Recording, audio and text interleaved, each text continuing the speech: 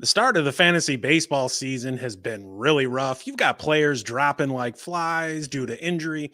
You got other dudes that are picking up their paycheck with a ski mask on because they have been absolute trash. And that's the group we're going to focus on today. Those guys that are creating a black hole in your fantasy lineup.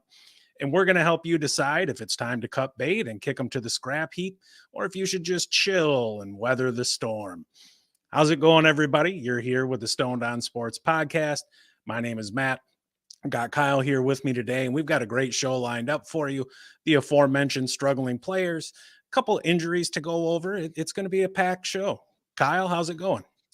Man, great. Everybody's got at least one player on their team that has just held them down and not produced in the spot where they drafted them, and it can be frustrating. And yeah, so we're here to help you, hopefully, with some of those guys. Again, well, if we don't cover one of the guys you're interested in talking about, hit us up in the chat, hit us up in the comments.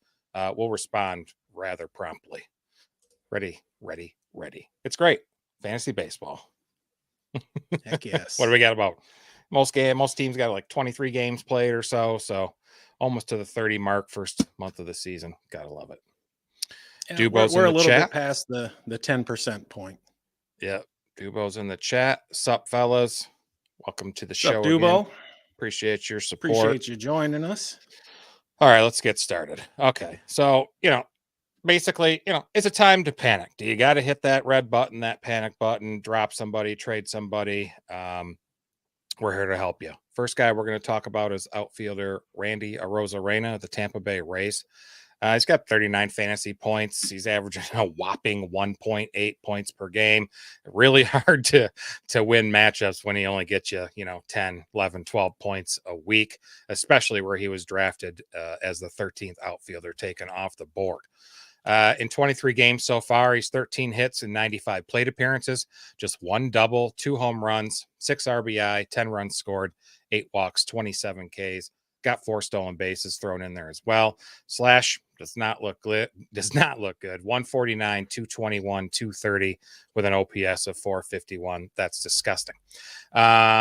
The walks, he's walking on average 8.4%, just slightly below his career norm of 9.5%.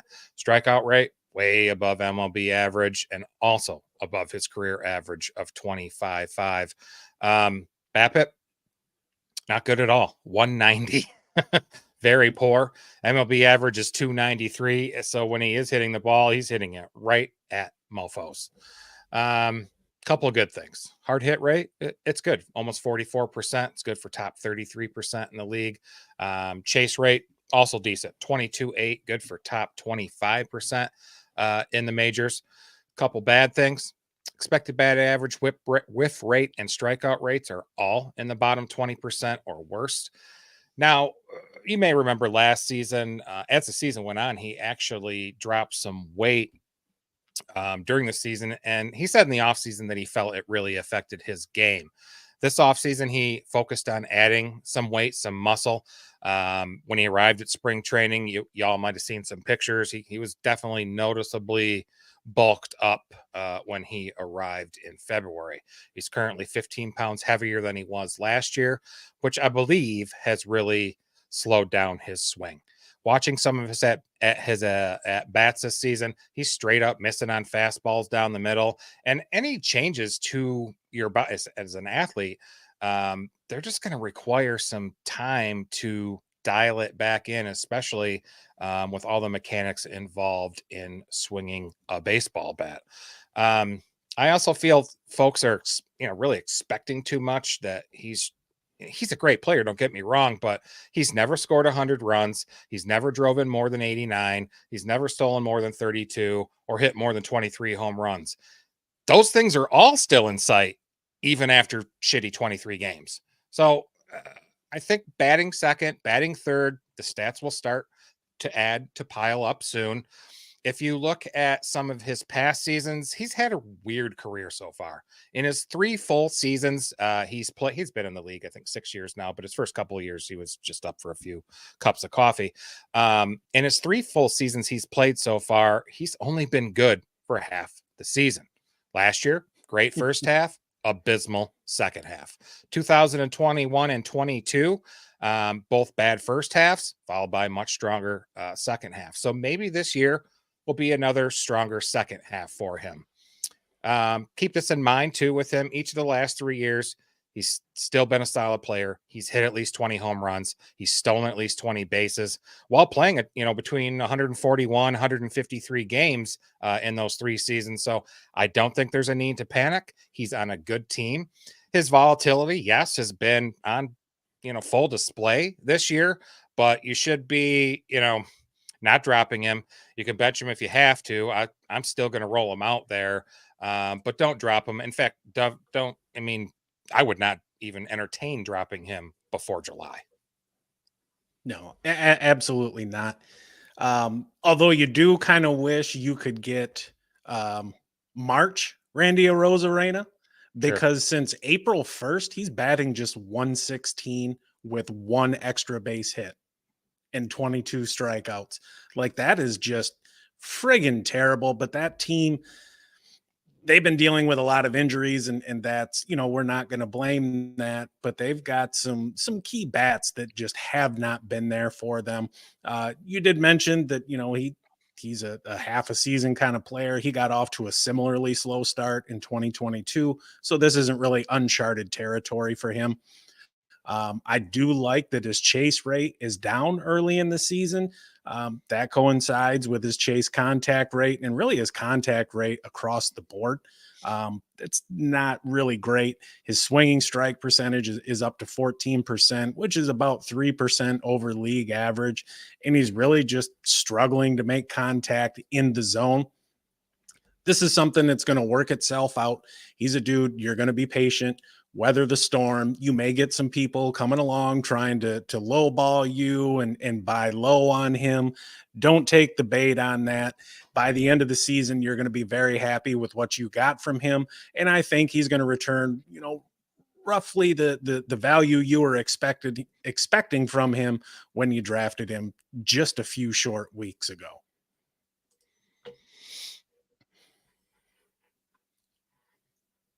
So the next one up is somebody who we were not high on coming into the season, really at all. We cautioned you about him, and that's Cody Bellinger of the Chicago Cubs. Right now, he's performing like a mid-range first baseman 2, or he's a low-end outfielder 4. Definitely not what you were looking for when you drafted him. He's got a triple slash right now, a 222, 319, 407, 727 OPS. Isn't that bad? 4 home runs, 15 driven in. He's not stolen a base. He's walked 11 times and struck out 14, and that's across 81 at bats. You like to see the 14.9% strikeout rate. The walk rate is high at 11.7%. His hard contact below average. It's not news to us. He did that before. 36.8% hard hit rate, average exit velocity at 88.7 mile an hour. And right now he's got a 219 BABIP, which we know that's not going to be the case for the remainder of the season. His contact rate is down. It's sitting at just 76%, which is down 5% from last season. And he's slightly underperforming his expected stats, but just by a hair. You think, all right, well, maybe, that's not too bad until you understand that his expected batting average is in the 33rd percentile and his expected slugging is only in the 66th. His fly ball rate is through the roof, 57.4%, which is 10% higher than his previous career high. And he's pulling the ball at a career high 47% rate. What's that say to us? This is a dude that he's going for some power, right? He's trying to get the home runs because hitting 20 home runs, not that great, but he's put up over 40 before. So we know it's there. He's hit safely in 7 straight games with 2 multi-hit games coming into the week. Some signs of life. But he's also getting killed by fastballs, especially away. Against fastballs, he's batting just 125 with a 271 slugging percentage and a 27.5% whiff rate. Last year, just for comparison's sake, he hit 285 with a 474 slug and a 21.3% whiff rate. He's pressing. He's looking for power. Yes, if you take what he's done so far and extrapolate it out over the season, he's on a 30 home run pace. He's not done that since 2019. Do I think he's going to get to 30 home runs? Probably not. I don't see it happening. We're certainly not going to see a repeat of the 20 stolen bases we saw last year, considering he has 0 right now, and just the Cubs as a whole are not running. And anybody who is a Nico Horner manager feels that pain, right? Sure. But we're not talking about Nico. He's doing all right. His buddy Cody, not so much. I'm not looking to move on from him. I think he can still be a solid contributor. That's a nice offense to hit in. And we've talked ad nauseum about how Wrigley Field plays in the summer. He's somebody worth holding on to. You're going to weather the storm. I think by the end of the year, I don't think he's going to return value, but I don't think he's going to be that much of a deficit either. Yeah. There's things to like that. The walk rate good, the strikeout rate's good. I'm so mad at Craig Counsell and the Chicago Cubs because I don't understand why they're not running, but that's an argument for another video. But so baseball is, indeed a hard damn game, right? And Bellinger is really living proof of the ebbs and flows of the game. 2019, y'all know he won that MVP. 3 years after that, the 3 years after that happened, he was marred with injuries and wasn't producing and a lot of poor numbers. But how much of this is Scott Boris's fault? I realize Cody Bellinger is a veteran. He knows what it takes to be ready for a season, but when you don't get into spring training, I think he signed the end of February, 27th, 28th, something like that. And even you look at some of Boris's other clients, Blake Snell, Matt Chapman, neither of those guys are really living up to par yet either. So I wonder if it takes a little time. That slash line is pretty lagging, but you mentioned the 7-game hitting streak. He's hitting the ball hard. He's barreling up and he's making contact. So I say hold him. I'm going to start him most weeks on a good Cubs offense. And then that production will come that we're accustomed to seeing. Yeah, absolutely. And if you're in a league that starts 5 outfielders, he is 100% a viable starter. Sure. But there are a lot of leagues out there that only start 3. And if you have him at first base, he's barely playable. Corner infield, maybe. Yeah. Excellent. All right. Let's talk about a pitcher. How about that? Hell yes. Next up, we got Luis Castillo with the Seattle Mariners. He seems to, as the season's started here, seem to have been one of the more unluckier pitchers through the first few starts. He started 5 games. He's 1-4 and 28 2/3 inning with a 4.40 ERA, which has actually come down to that from something way higher in the last few starts. But his whip's a bit high too there at 1.36. He's given up 14 earned runs, 5 walks, and he has struck out 36. He's got 44 fantasy points total. He's averaging about 8.8 per game. So over the weekend, or maybe it was yesterday, Monday, I can't remember what day it was, but last week Matt was talking about, can pitchers have a good game at Coors, and they will, but good luck on finding when that would be. Well, Castillo actually figured it out, even in intermittent rain and snow and very cold temps. Saturday versus the Rockies, he shut them out. 7 innings pitched, allowed 2 hits, 1 walk, 9 Ks. That ERA I mentioned, he lowered it from 5.82 to that 4.40. That was the second game in a row. He struck out 9 batters as well. And the game before that wasn't too bad either. Versus the Cubs, gave up 2 earned in 6, but just had no help from the offense and got tagged with another loss. So another promising sign is that he is just striking out as many as batters as he always has. He's a 29% K rate. It's top 20% of the league. Walk rate, very low at 4.1%. You love to see that. He's good for top 13% in the league. The BABIP's a bit high, 392. So some batters are consistently finding holes in the defense behind him. This is one reason I just never, really bought the idea that you needed to sit Castillo until he gave you a reason. He routinely gets batters to chase, as evidenced by his top 15% chase rate. Hard hit, slightly above average in hard hit and barrel, but bottom 35% among pitchers in average exit velo.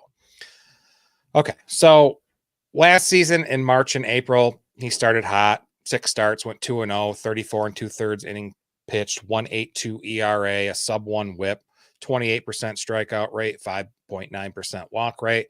So that's pretty good. He's had other slow starts in many seasons in the past, and he's just historically been a much better pitcher in June, or in the summer months, I should say, in the warmer months. So ERA for career in March and April is 4.17. May it's 4.45, and then drops to 3.43 and 2.81 in June and July. So let's wait till it warms up a bit. Also, the Mariners, they're kind of starting to get some momentum there themselves, breaking out at the plate with consistency. I think that should help Castillo moving forward. I don't think there's a need to panic him. 3 of his 5 starts were against pretty damn good teams: Cleveland, Chicago Cubs, and the Red Sox, and they're all in the top 12 in runs scored, but he's a hole for me. Yeah, same here. You kind of touched on this a little bit. Dude's only getting just over 3 runs of support per start. Yeah. Like the Mariners bats have struggled all year. You look at his expected ERA, his FIP, and his xFIP. Those are all under 3. Opponents are batting 288 against him, but that's buoyed by a 392 BABIP that is just not going to continue to be a thing. His spin rate is down about 100 RPMs across the board. So he's not getting as much movement as a result. That doesn't really concern me a whole heck of a lot.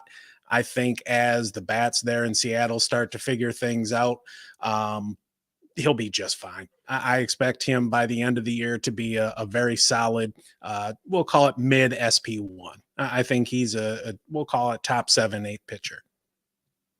Absolutely. So speaking of Colorado,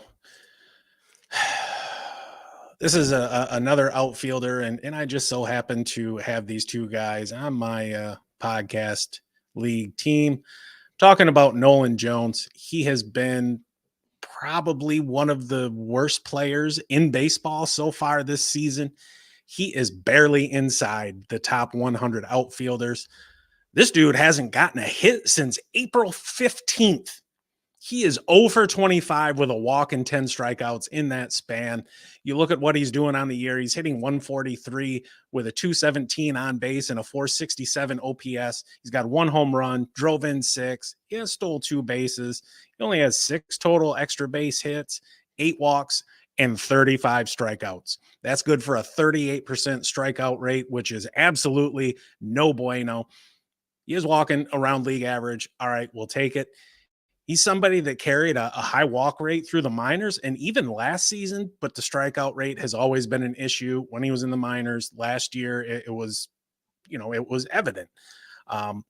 He does have better than average heart. But he had so much shit to offset that bad strikeout rate. I mean, he was clubbing 20 home runs. His average was almost 300. It's just not that same this year so far. Sorry. Oh shit. Very astute observation. He's got better than average hard contact. He's in the top 10% in max EV. This year, he's got a 229 BABIP. It was 401 last year. It was high in the minors. He carried a mid 300s BABIP.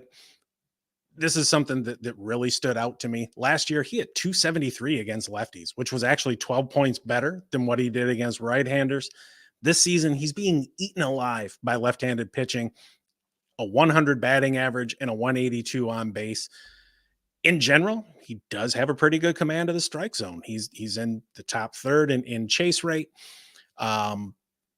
He's got a 25% called strike rate, which is up 6% from last season, a 35.7% called plus swinging strike rate. He's not swinging at pitches in the zone. He's at 57.2%, 11% below league average. He increased his zone contact percentage this year over last, but it's still below average. And this is something that really is just baffling to me. He has seen 101 pitches in the heart of the plate this year, and he's watched 43 of them go by. Didn't even swing, didn't offer, nothing, which is 15% more than average. And it kind of makes you wonder whether last season was a mirage, right? You had the 2020 with 20 doubles. Yeah, you had the high BABIP there, but playing in Colorado explains a little bit of it. Plenty of people were high on him coming into this season. They were drinking the Kool-Aid, or well, maybe we'll call it, they were drinking the Jones soda. For me, I'm benching his ass until he figures it out. He is an absolute black hole of death in your lineup right now. Yeah. He's just not winning his at-bats against pitchers who they're pitching him differently and more carefully this season. He also really hasn't gotten shit for protection in the lineup to really combat that. At the start of the season, he was batting third with Brendan Rodgers behind him and Chris Bryant in front of him, both of who also have been off to horrendous starts. Lately, he's been batting fifth or sixth, often between a combination of Montero, Elias Diaz, Brendan Rodgers again, and Brenton Doyle, and nobody even knows who those guys are. So the Rockies are just not good, folks. Yeah, I'm moving on from him. This is not someone I want who was drafted as the number 15th outfielder off the board. It's a damn sad state of affairs. It is. All right, sticking with outfielders, headed to Philly. Nick Castellanos. I picked him up and stashed him just to see if he started heating up here soon. Hopefully he does. He's really been nothing short of terrible this year. He's been one of the league's worst hitters through the first few weeks of the season, definitely comparable to Mr. Jones there. So in 23 games, he's got 16 hits and 90 plate appearances, just 15 singles, 1 triple, 7 RBIs, 5 runs scored, 7 walks with 21 Ks, and 0 home runs. That's not what you want to see, especially he hit 29 last year. So it's worth noting, though, he did not hit his first home run last year until April 22nd. So yesterday. So look for things to happen. Slashing, horrible. 193, 256, 217 with a 472 OPS and a BABIP of 258. Walking at 7.8% of the time, just under the MLB average. Striking out 23% of the time. That's the bottom 36% of the league. Most of his underlying metrics don't look good either. So, but, it's also unlikely that he has lost the ability to hit, right? That's not going to happen. So hard hit rate, 40.4%, slightly above average. Bottom 40% in exit velo. Max velo, though, 109 mile an hour, top 37% in the league. His expected batting average, expected slugging, barrel rate, chase rate, and whiff rate are all 5 of those in the bottom 10% of the league. With some players, we talk about slow starts. You can label them as slow starters. That is really not the case with Castellanos. Last season, first month of the season, /313, 369, 509. 2022 in April, /300, 374, and 475. And even 2021 was excellent at 305, 347, 611 slugging headed into May in 2021. So last year he had a horrible spell of, I think it was about 21 games in which he slashed 118, 157, 188, and he still ended the year 276, 311, 476. So with that being said, I'm still not concerned. I think he'll still get plenty of RBI opportunities in that Philly offense. And I think the hot streaks and the cold streaks, they'll kind of balance out by the season's end. So he started poorly. Some owners may, I've already dropped him, maybe considering dropped him, but I still trust him as, a top 50 outfielder for the rest of the season. I think it's a little too early to panic. Sure. I can dig that. Top 50 outfielder would be quite a bump because he's somewhere in that outfield 115 to 120 range, just kind of depending on your scoring. Mm-hmm. One thing that stood out to me is he is getting killed by breaking in off-speed pitches. Of 46 off-speed pitches he's seen so far this season, he's put 5 in play, which is just pathetic. Kind of like Cody Bellinger. I don't know if this is kind of an intentional change in approach at the plate or what, but his launch angle is up 3 degrees. His fly ball rate is up 10%.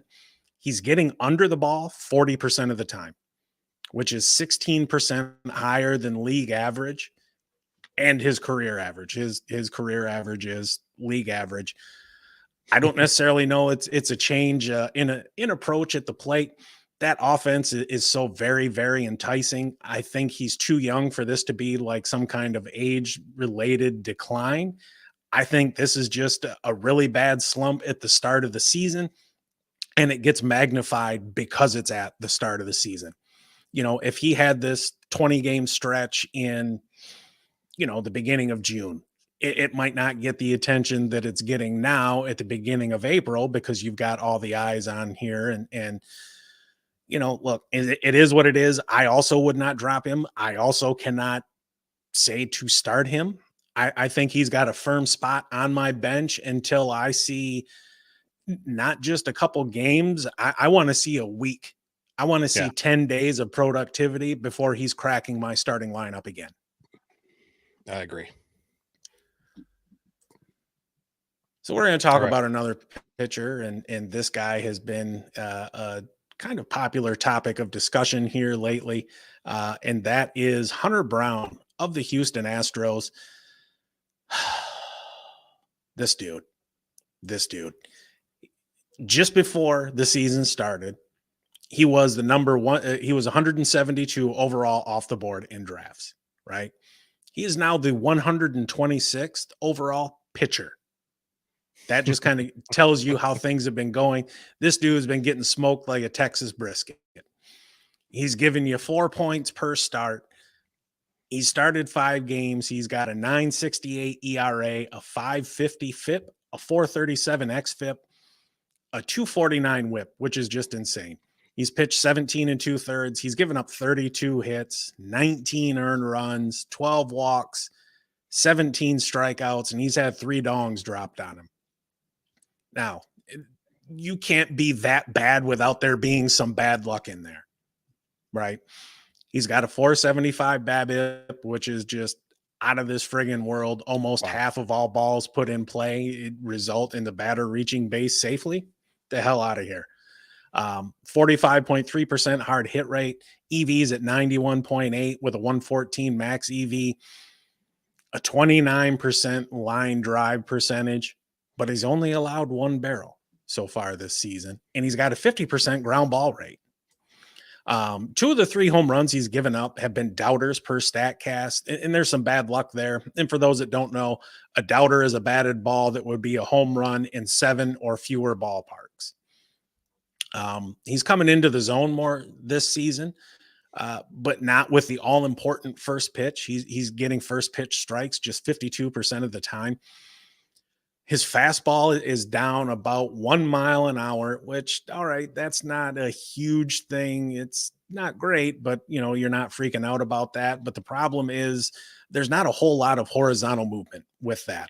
And when you only need to track a ball really across 1 plane instead of 2, because the fastball is coming in essentially straight, just dropping a little bit, it makes it so much easier to hit. He's got a low strand rate too. We talked in the preseason, around 1 in 3 base runners come around to score. Well, with him, it's about 40%. Looking at his game logs, he had 2 terrible starts at Texas and at Kansas City, where he gave up 14 earned runs and just 3 2/3 innings pitched. I think I could probably do a little bit better than that. Probably not. But in his other 3 starts, against the Yankees, Atlanta, and at Washington, across 14 innings pitched, he gave up 5 earned, walked 7, struck out 14. That's good for a 3.21 ERA, a 3.21 walks per 9, and a 9 K per 9. You can live with those numbers. I think in shallower leagues, he's a drop if you haven't dropped him already. He is very matchup dependent overall. And if he has another bad start or two, quite frankly, I wouldn't be surprised if he gets moved to the bullpen, especially with all the struggles that team has had with the pen. If you're in a deeper league, sit him on your bench and play the matchups if you have to. The waiver wire is damn thin with all these injuries. And then you add poor for fuck me. Then you add on people who have done shitty up until this point, compounded with the injuries, and that means there's probably not much on your waiver wire. Kyle, your thoughts? I love it. Hunter Brown just really represented a hope for Houston Astros, their farm system, because they just didn't really have much pitching to rely on, and now he's just not performing this year. Or forming, or whatever word you were trying to say a moment ago. My concern is, he's a righty against same side batters there. He needs a true put away pitch for right-handers. They're right now they're slashing 462, 533, 718, and all three of those homers you mentioned all came from same side pitching. So, and most of them are they're able to sit on something hard, whether it's that four seam fastball or that cutter, and they're finding success. So I drafted him in the podcast league. I dropped him 2 weeks ago, and I haven't looked back. So nobody that's going to be on my team. Did he Loud say boy porn? in the comments? Did he say porn? Shit, I might have. I don't know. It's one of them days. It is. All right. Another pitcher. Jesus Luzardo with the Miami Marlins. Some nice specs he's got there. Been a slow start for the season for him so far. 5 games started, 0-2 in 26 innings pitched, a 6.58 ERA and a 1.42 WHIP, and an awful FIP of 5.13. He had a start on Saturday the 20th. It was game 1 of a doubleheader. He got no decision, struck out 6, gave up 2 runs on 3 hits with 3 walks. Don't like to see that. Couple, I like that he's gone at least 5 innings in all 5 of his starts. That's nice. The strikeout rate is good at 24.1%. The walk rate is a bit high at 11.6%. Hard hit rate at 40.3, a bit higher than average. And he is a tick up over last year. Whiff rate, excellent, 30.3%, top 25% in the league. But the exit velos, not good. Average is 90 miles an hour. He's a bottom 28%. Max 116, bottom 1%. Ugly. Damn. His fastball velo, it's 95.9. That's good for top 17% in the league, though it is down a tick from last season, 0.8 miles an hour. Speaking of his fastball, which he throws 44% of the time, he is getting rocked by that pitch so far. It's got a low whiff rate of 14.1%, a hard hit rate of 45.5%, and an expected slugging of 508. And his put away percentage with that is just 7.8%. Put away percentage, I don't know if we've talked about that so much. So that's the rate of 2 strike pitches that result in a strikeout. So when you examine them on a pitch type basis, they can help discern what pitch the pitcher is using to finish off hitters and his effectiveness in doing so. Now, I know there's plenty of pitchers with lower whiff rates on fastballs, but he's 5% lower than last season. But a slider and change, still excellent swing and miss on that. I think that's what's kept him somewhat afloat here. Fly ball rate is up over 8% last year, along with the launch angle up to 18.3 degrees versus 14.5 last year. So keep in mind, you got the wear and tear on pitchers' arms and the degrees to which their velocities, their command, the pitch movement can shift, not just from season to season, from fucking start to start. So this is why the talk surrounding his inflated walk rate kind of rings so loudly. Miami's not, as a team, not really doing him any favors either with the low run counts. They've only scored 85 runs on the season, tied for 22nd in the majors. He's scheduled to pitch Friday, home versus the Nationals. That's kind of a nice matchup. I could kind of take him either way, hold, bench, drop, trade. He's on the fence for me. I just don't like the team context that much.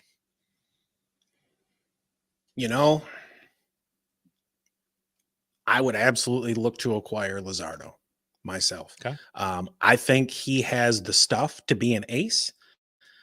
I know the fly ball rate is high, but that stadium down there in Miami can certainly hold the ball in. I love his home ballpark. You talked about the whiff rates on his secondary pitches. Like, dude can strike people out. And he's somebody where, we see the flashes, right? We Sure. see the glimpse of what can be. He's also like, his strand rate is super low.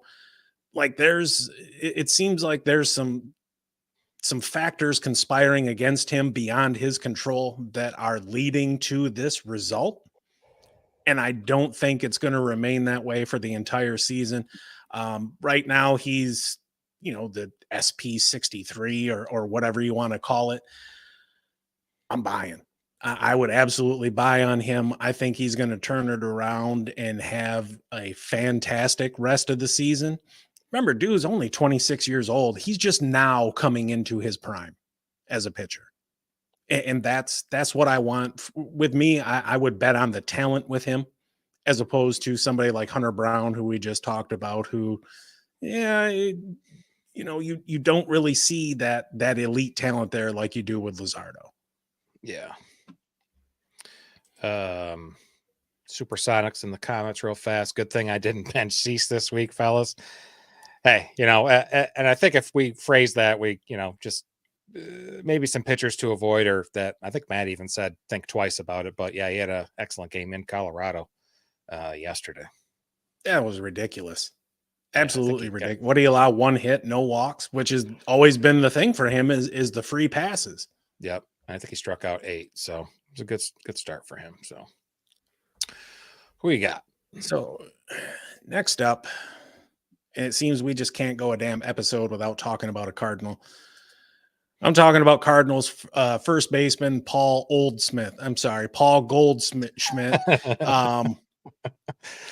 Right now, he is outside the top 24 among first basemen. He's got a 195, 298, 268 triple slash, good for a 566 OPS, 2 home runs, 9 driven in, 8 runs scored, 11 walks, and 27 strikeouts. Thus far, he only has 3 multi-hit games. Yesterday was one of them. He also had a home run yesterday. So 30% of his multi-hit games and half his home runs came yesterday. His 2 home runs are his only extra base hits. And you think, all right, well, how'd he do last year? Last year, he was a damn menace. He started off fantastic, hitting 306 with a 405 on base, 914 OPS, had 4 home runs, drove in 14, and had as many walks and strikeouts, and he had 10 doubles last year. Really, to me, the only bright spot this year is he's hitting 400 against left-handed pitching. His strikeout percentage is way up, over 28%, higher than it was, 5% higher than it was last year. His walk rate is down to 11.5%, but that's still well above average. I mean, even as you age, like you still have the eye. His hard hit data is just trash. 30% hard hit rate, 87 mile an hour EV with a 110 max EV. He's got a 264 BABIP, which is almost 100 points below his career average of 346. And dude has just 1 barrel. He turns 37 in September. I think this is age-related decline, specifically in his bat speed. There was a tweet from Tom Tango. It was a chart showing like average bat speed in relation to age. And really, it's pretty flat until you hit about age 31, and then it kind of craters. When we're talking about a dude knocking on the door of 37, that bat speed is slowed way down. And I think we are seeing his attempted adjustment to that in his pull rate. It's at 41.8%, and that's the highest it's been in 12 years, since 2012. Now, we are talking a small sample. He's getting beat by fastballs up and fastballs outside. It might get better. I don't really know by how much, though. The Cardinals, again, have been dealing with a lot of injuries. I think the dude is toast, and like that cheap ass gold chain you got at the mall when you were 18 and you wore it for a while, and now the next thing you know, that gold chain isn't gold no more. Goldie ain't gold no more. Send his ass to the scrap heap. Call it. I'm done. I'm done. Yeah, I agree, and it's really his decline's really eerily reminiscent of what Matt Carpenter did when he was with the Cardinals as well. So Goldschmidt had a difficult spring as well. So perhaps that was a telltale sign of what was to come. So he's just been, unable to come through in the clutch. He's struggling as bad as he possibly can. It's just bad. So it's obvious he's on the decline. He's not quite where he was even last year. So I didn't expect him to struggle this badly. I didn't also see him being 2022 Goldschmidt either, but he's not someone I'm starting. He is still heavily owned in Yahoo and CBS leagues, both 90% or in the 90%. But there's people out there that you can get that's going to offer more production than he's given up right now. Yeah, and by more production, that would really be any production. Anything, right. All right, headed to Pittsburgh. Oh, lost my spot. All right, Oneil Cruz, shortstop with the Pirates. Going through a little slump here. Started the season hot. Entering play on April 8th, he had a 304 batting average and an 803 OPS through the first 10 games of the season, but a nosedive ever since. So he's only got you 38.5 fantasy points on the year, getting 1.7 a game. He's shortstop number 31 in fantasy right now. So that's piss poor, especially with an ADP of around 48, 49 in draft season. In 23 games, he's got 21 hits and 96 plate appearances, 2 doubles, 3 homers, 8 RBIs, 8 runs, 6 walks, 37 frickin' strikeouts, and 2 stolen bases. He's slashing 233, 281, 356 with a 637 OPS. Walk rate at 6.3%. Boom, bottom 25% of the league. K rate, 38.5%. Boom, bottom 1% in the league. Not what you drafted for sure. He was the 10th overall shortstop in drafts this spring. Now, he did have a nice game yesterday. Monday, he went 3 for 4 with a double, 2 RBIs against the Brewers. More importantly, he only struck out once after punching out multiple times in 7 of his previous 10 games. Something to like, but it's only one game. Like Matt said, string me 10 games of some of that.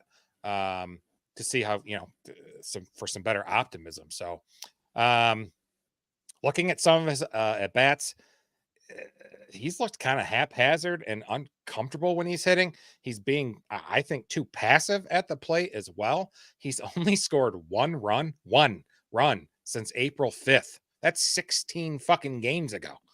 I don't get it. BABIP 326 is higher than league average. Getting some luck. So could you imagine what he'd look like if his BABIP was closer to the average, to the mean? Even worse. So hard hit rate 49.1% and average exit velo is 91%, both in the top 15% of the league. He's also up significant amount in both over last year. In fact, the hard hit rate is up a massive 13.1% over last season. I like that. Barrel rate just above average at 7.5%. Bottom 30% or worse in expected batting average, expected slugging, chase, and whiff rates. Looking at some more batted ball data, he's hitting ground balls at an alarming rate of 60.4%. A lot to do with the launch angle. He's dropped almost 4 degrees versus last season so far, and he's making contact at only 69% lower than last year. He was expected to be the leadoff batter, but that has fucking derailed while in his slump. So he's been batting plenty at the bottom of the order, including the last 3 games in the 8th hole. So you remember that he got hurt last year. He only played in a handful of games. I think it was only 8 or 9 games from a fractured ankle. When you miss out on 500, 600 plate appearances, it's going to take you a bit to get going. He hit 7 home runs in spring training. People were talking 30-30, 30-30. I don't know yet. So far, it's not looking very good. So if a lineup position doesn't do the trick, and benching him seems out of the question because the Pirates manager said he's essentially not going to figure it out by getting multiple days off right now. So they don't have any other options. He's going to have to work through this slump in-game reps. And you as a fantasy managers, you're going to have to make some decisions. I'm not panicking on him, but bench him if you need to. But he's a hold. Sure. And him hitting the ball hard has never been in question. He has the hardest hit ball in the StatCast era a couple, 2-3 years ago. But hitting the ball hard doesn't matter if you're just beating that shit into the ground. Yeah. You talked about his bottom 1% K rate. The dude leads the National League with 37 strikeouts and just 5 extra base hits on the year. He'd gone hitless in 7 of his last 10 games, though 2 were multi-hit efforts. I'm with you. I'm going to set his ass on the bench while he figures it out. The talent is there. You've got to let him work through it. You've got to figure out how to get yourself out of a slump at the major league level if you want to play at the major league level. Yeah.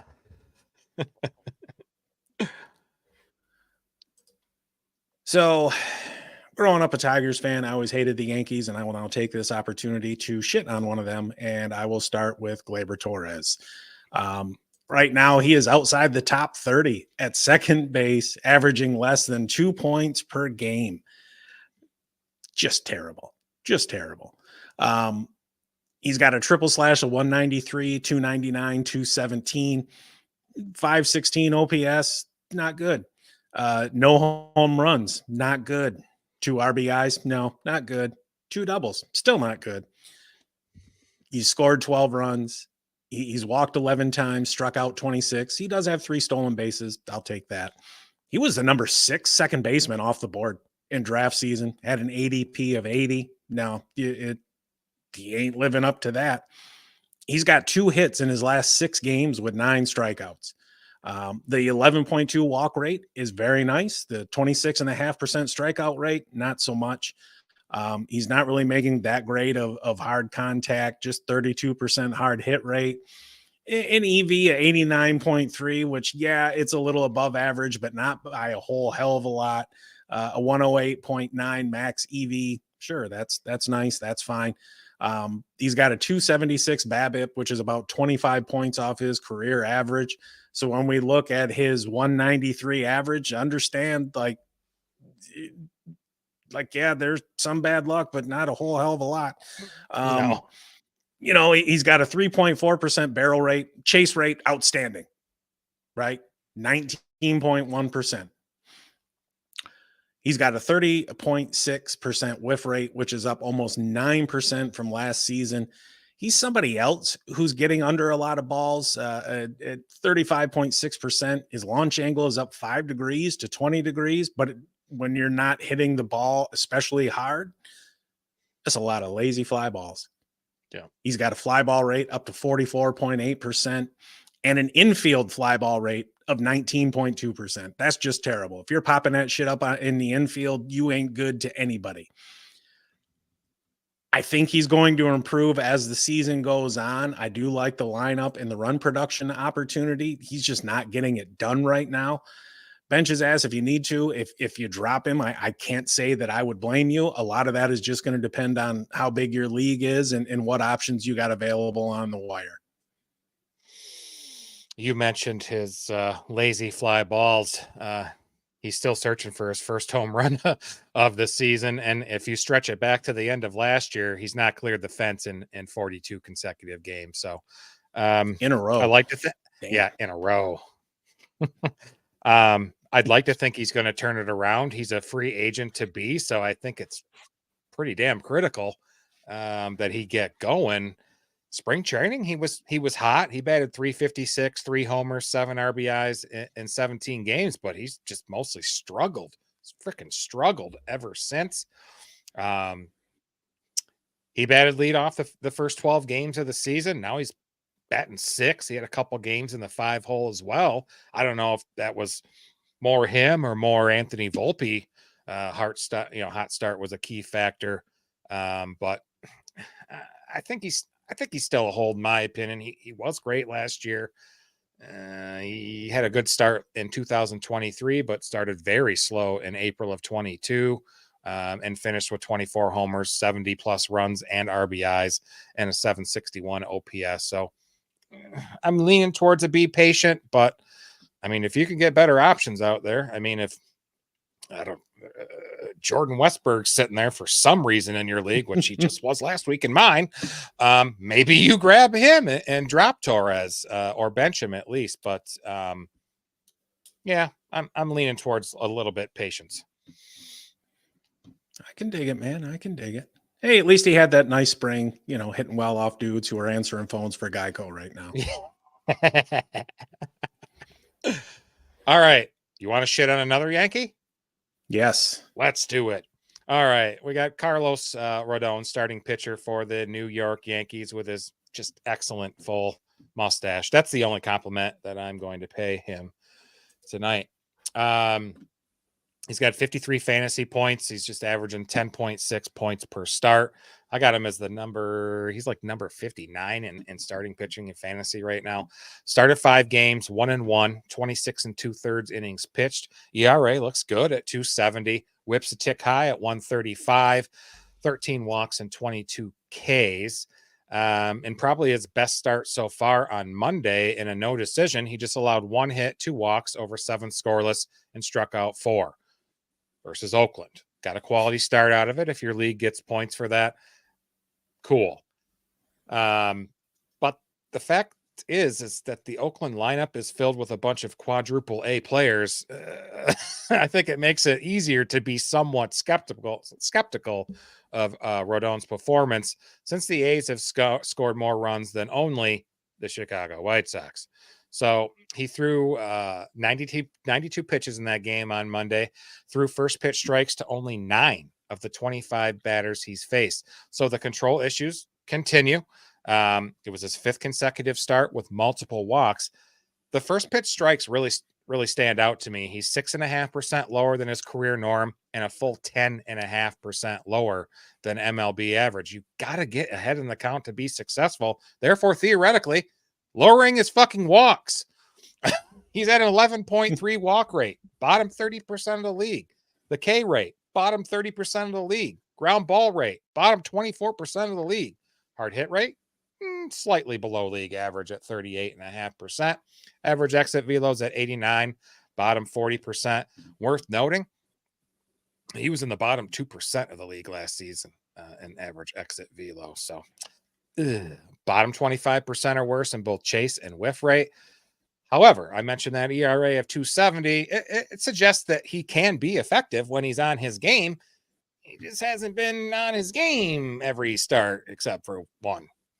So he's still a hold for me. Look at your matchups carefully, with him. I'm not rolling him out against the Braves, Rangers, or Dodgers, probably.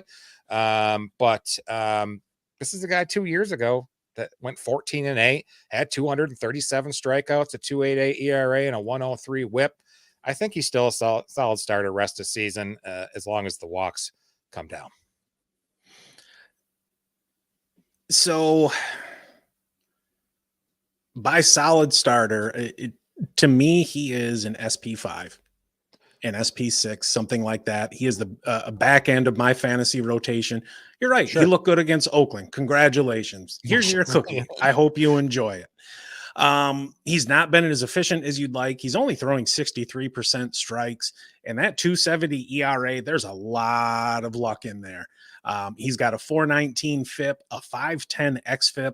And for those that don't know, the difference is xFIP takes league average home run to fly ball rate and uses that as opposed to a pitcher's own, which they do in FIP. He's got an 85.2% strand rate, right? 15% over roughly league average. That means only 15% of dudes are coming around to score when they get on base. That ain't going to hold up for the whole season. And he's got an 18.9% infield fly ball rate. You are not going to survive by trying to induce a bunch of pop-ups on the infield. That shit ain't going to work. The swing and miss is no longer what it once was with this guy. He's getting a good amount of drop on his pitches, but not as much horizontal movement as he used to. And like we were talking earlier with Hunter Brown, if I've only got to track the drop on that pitch and I don't have to watch it move from side to side, is going to make it easier to hit. Rodon, I'm not going to bench him, but he's not somebody I'm looking to acquire either. If I got him, it's just kind of, all right, let me adjust my expectations for what he is. And, look, we warned you about him in the preseason. We warned you about him in the spring. This is who this dude is. If you kind of disregarded what we said, now those dudes don't know what the hell they're talking about. Well, here you go. Yeah, because we're right on everything 100%, right? Well, we bring up the shit that we're right about. That's how this show works. That's right. All right, so we got a couple more folks to talk about here. We're going to plow on through. First one is Max Fried of the Atlanta Braves. If you drafted him, you're definitely not getting what you're expecting. Almost out of the top 150 starting pitchers. He's only got 38 points, just depending on your scoring. He started 4 games. He's 1-0 with a 7.71 ERA, a 5.14 FIP, a 4.38 xFIP, 9 walks, just 12 strikeouts, 2 home runs allowed, right? He ain't doing that great. Just an 8.4% swinging strike rate, a full 3% off of his career average, but he is doing an outstanding job of limiting hard contact, just a 29.3% hard hit rate, an 84.8 mile an hour exit velocity. Max EV 114.4. It shit happens. Somebody gets a hold of it and cranks one. It happens to everybody. And just a 6.9% barrel rate. He's got a solid 5 pitches. He's getting a nice swing and miss on his sweeper and curve. Both of those are over 30% whiff rate. He changed. There's a slight change in his pitch deployment. He added a cutter that he's using sparingly. 4-seamer and curve usage is down in favor of the sweeper. He took about 10% combined from the 2 of those, and he's using giving it to his sweeper now. Dude's just throwing 59% of his pitches for strikes. You're not going to have success if you can't find a strike zone. He's given up 3 earned runs or more in 3 of his 4 starts, and he's failed to go more than 5 innings in 3 of 4 starts.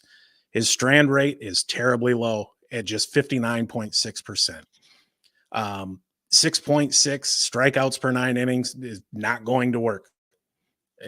Over his career, he's just under 9. I expect that to improve. And he's somebody else who's struggling to get ahead early in the count, just a 55% first pitch strike rate.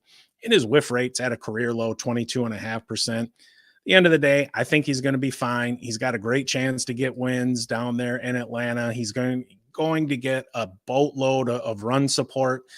Yeah, he's not giving you what you've expected or what you've hoped for to this point. He'll be all right. If you can buy low on him, absolutely do it. Sure. Yeah. He's actually pitching currently right now versus the Marlins. He's 3 innings pitched, 1 hit, and 2 Ks so far. 27 pitches, 20 of them per strike. So you like to see that.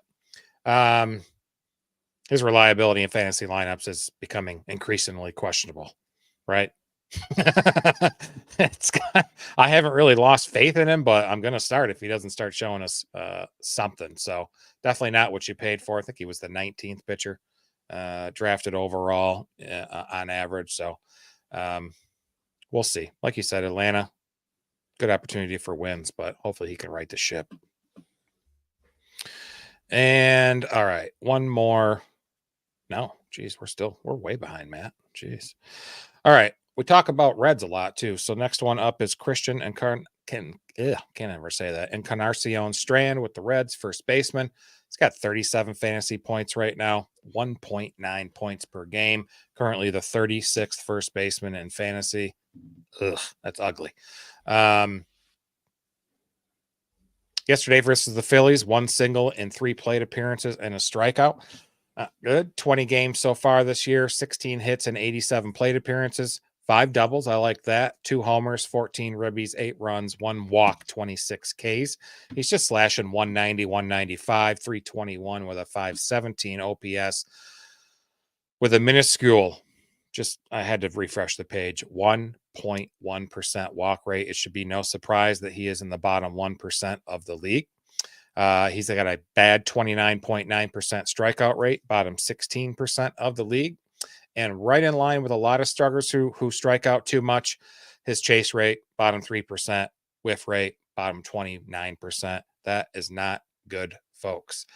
BABIP's very low at 241. That's about 50 points less than average. He's beating the shit out of the ball. Unfortunately, he's hitting it right at defenders. Matt is all frozen up. I hope that he's still there.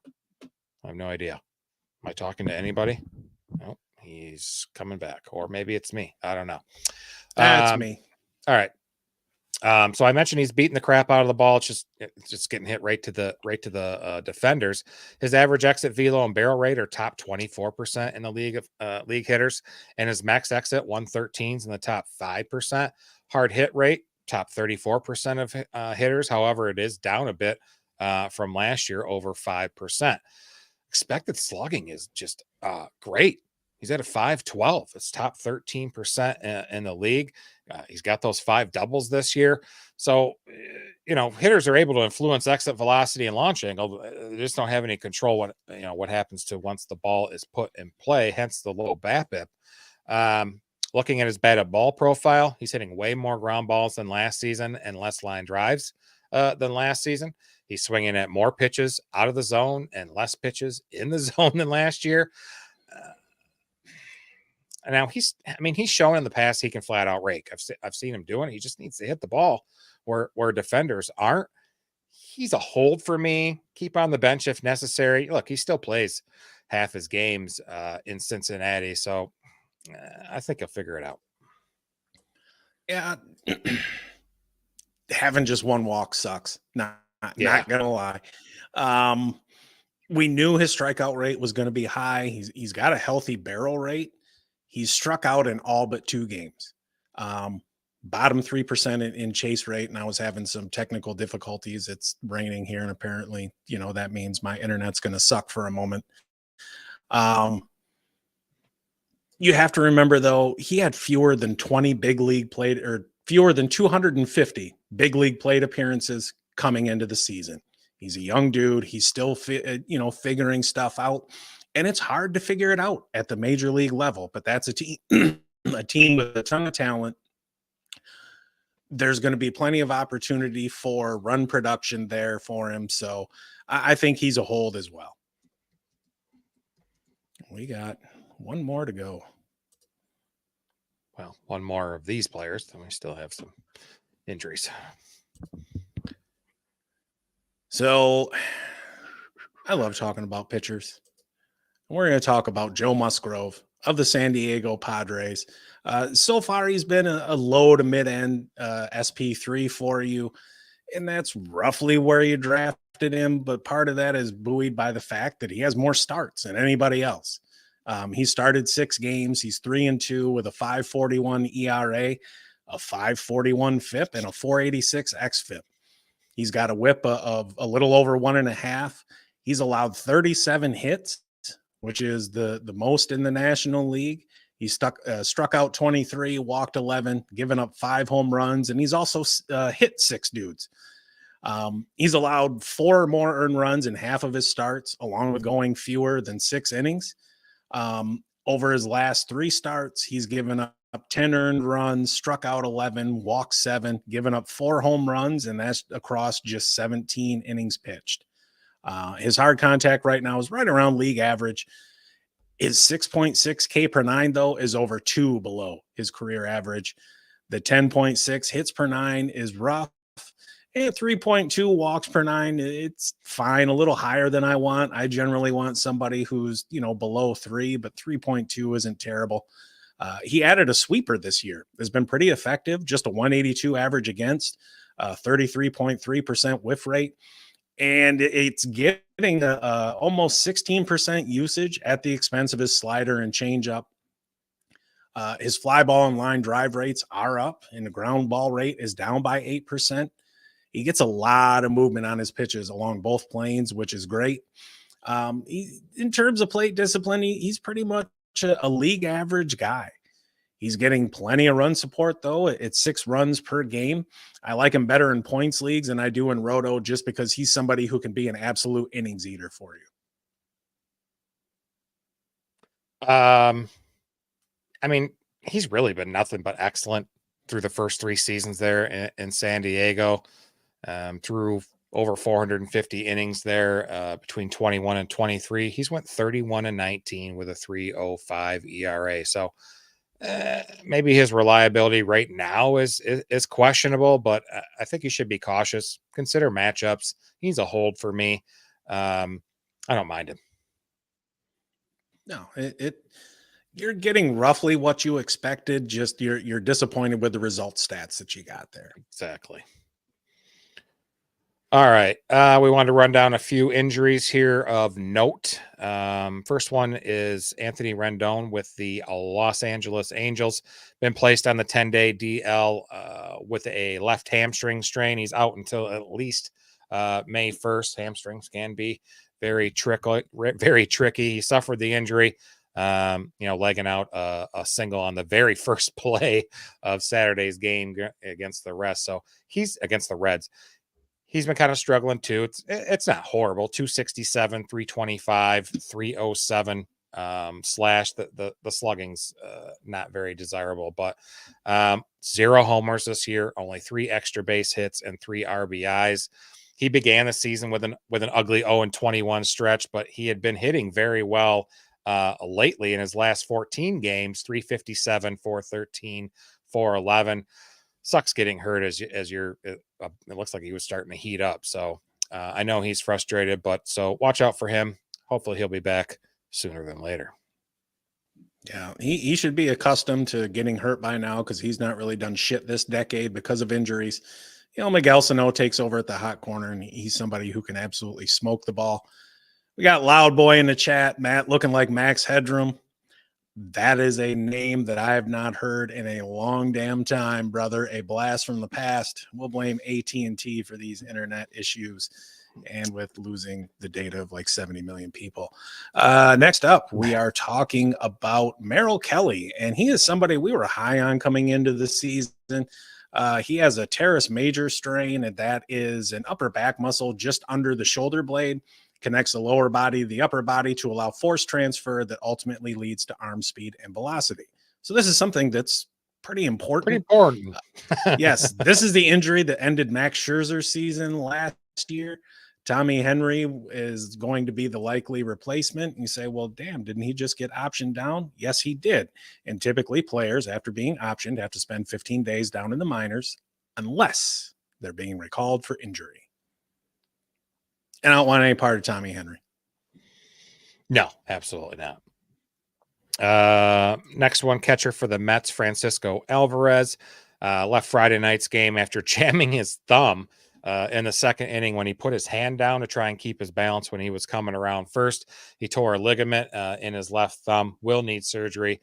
Looking like a 6 to 8 weeks time missed to be out until at least June 15th. Hasn't been doing too bad, slashing 236, 288, 364. Just 4 walks, 14 Ks, and 59 plate appearance. But big miss there. They'll be. Yeah, go ahead. I was going to say he's not a top tier guy, but he's definitely a legit starter in fantasy, and you hate to see it happen, especially to the young dudes. Sure. So I got one more to talk about. Pete Fairbanks, reliever / closer for the Tampa Bay Rays. He's got some nerve-related issues. He's experienced some numbness in his fingers at various points over the past couple of years. No real telling how long he's going to be out. They thought that, they would give him a little bit of treatment on Saturday, be fine Sunday. That's not the case. The Rays are going to be a closer by committee for the time being until somebody comes back. And quite frankly, Pete wasn't really looking all that great even while he was in. So, there's a chance that this issue had been affecting him for longer than what we've known. And he's been trying to pitch through it. Best of luck to him. Hope to see you back soon, Pete. Not that you're on my team, but still, injuries suck. Yep. And one more, Tristan Casas, first baseman with the Boston Red Sox. It was originally a left rib strain, but it came out this afternoon that he had the MRI and it's actually a rib fracture. So currently on the 10-day IL, he's out until at least May 1st. That's more than likely going to go longer. You really need that to, swing and throw balls and stuff. So they were called a guy from AAA. They're going to, most likely rotate multiple players at first base. Don't worry. None of them are fantasy relevant players. So we'll see. Be rough. Yeah. Yeah. I saw Bobby Dahlbeck is probably going to get some playing time there at first. He is 1 for 30 this year. So excellent. Yeah, that's a big asshole in their lineup. And Cassis is somebody who a lot of people were really high on coming into the year. Yep.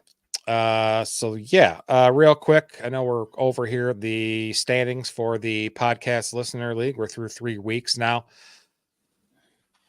3-0, baby. 3-0 right here. Got the most points scored. Matt's sitting at 5th place at 1-2. Kip got his first win, Supersonic got his first win. This past week he's 1-2. And Mighty Muscles 2-1. Good job, Dubo, hanging in there. So love it. Excited for this week. Yes, sir.